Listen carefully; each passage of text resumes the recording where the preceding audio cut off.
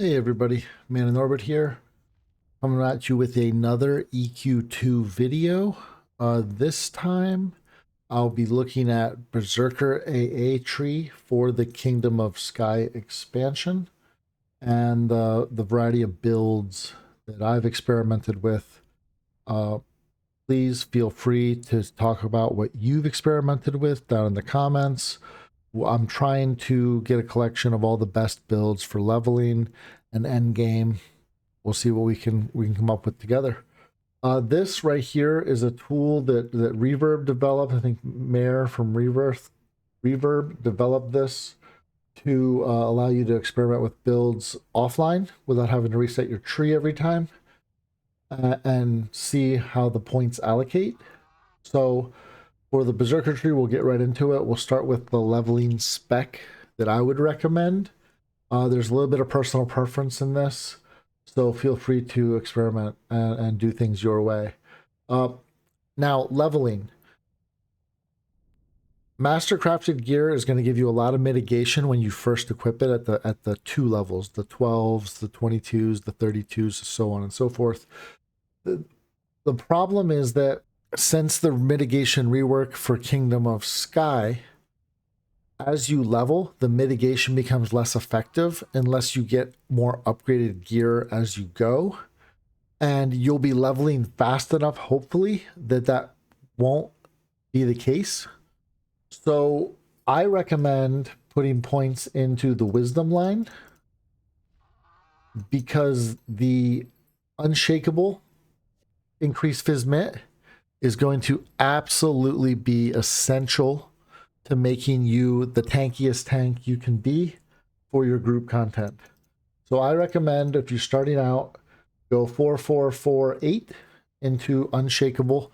It'll make you much more durable as a group tank. Most likely you're going to be tanking as a berserker as you level up. From there, I would highly recommend we go the agility line for Dragoon Cyclone.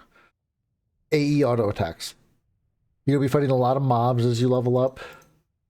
Being able to hit all of them for some damage for free is absolutely essential. Now here's where personal preference comes in.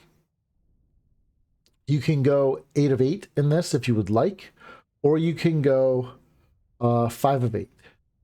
Definitely put the first 5 points, I would say, in here. I personally would go 8 of 8. But again, personal preference, because we have 2 other lines to consider. One of those being the strength line, one of those being the intelligence line. I honestly don't know which is better. If you do have an opinion on this, please share it down below and we can discuss. But you want to go 4-4-5 or 4-4-5. I personally think the intelligence line might be slightly better for leveling, where you're not going to be haste capped, because this ability right here requires you to use a sword. Most likely we're using a sword. And it'll give you a little more haste as a ability. And then this gives you passive haste. So this is the build I would recommend for leveling. 4-4-4-8 in the wisdom line. 4-4-8 in the agility line. And 4-4-5 in the intelligence line. Now, realistically, while you're 11, you don't need to be optimal. If you choose to go for this, the critical hit, it's not going to make probably a significant difference over the haste. So whichever your personal preference is, having an extra ability on your bar temporarily as you level, you might get used to it and then have to adjust later on. So again, personal preference. Now we're going to reset. We're going to go for the tankiest build you can make in this game. Again, you have to go unshakable unless you are at mit cap. And mit cap being 5600 mitigation at level 70 or 80% mitigation on the stat sheet. It's pretty difficult to hit without raid gear. So most likely you're going to want 8 of 8 and unshakable. The tankiest build you can do then is agility with Dragoon's reflexes. So you go 4-4-4.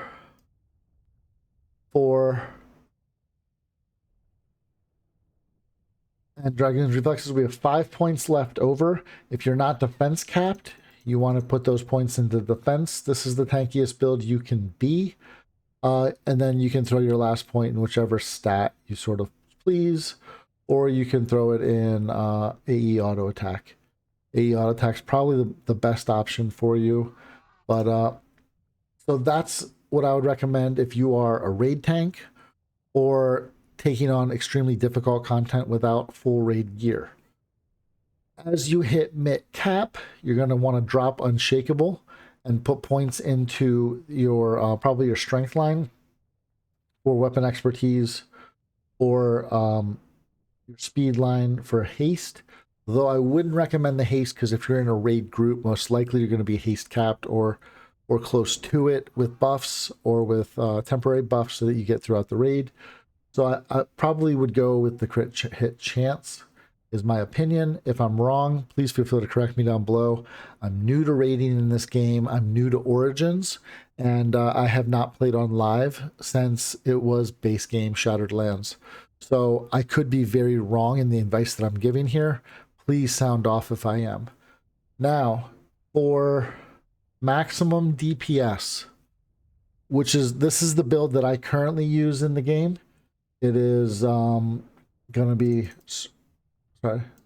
strength 448, agility 448, and stamina 448.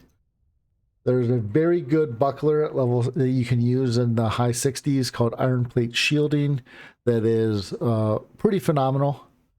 I don't put 8 points into Gladiator's Revenge for the increased parry, block, and repose chance, because I have high enough mitigation that I can survive all group content with minimal stress to my healers. If you aren't in that position, feel free to drop one of these and put 8 points into that. But that 8 points right here in Gladiator's Finesse gives us a 76% chance to multi-attack, and the multi-attack is a significant chunk of damage. So this is what I do. I have 1 point left over, so I put it into strength to add a little more DPS. Not really noticeable, but why not? And this is how I am currently spec'd. I have cleared all group content, and I've even done AOA ×2 with this spec. It is a perfectly fine spec. And I have a lot of fun with it, putting up pretty good DPS for a tank. Now, what I don't have knowledge of is a good two-hander spec. Obviously, if you're using a two-hander as opposed to a sword and a buckler, you're going to want to take the points out of the stamina line.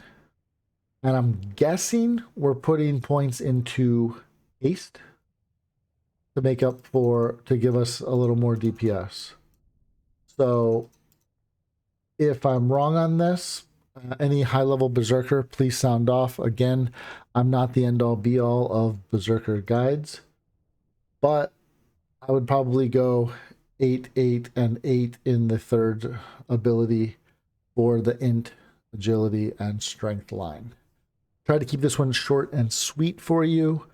Hopefully this helps any leveling or endgame Berserker, or at least starts a discussion that gets us where we want to be. So thank you for tuning in. Please feel free to sound off below, hit the subscribe button. I'll be making more YouTube EverQuest 2 content in the near future.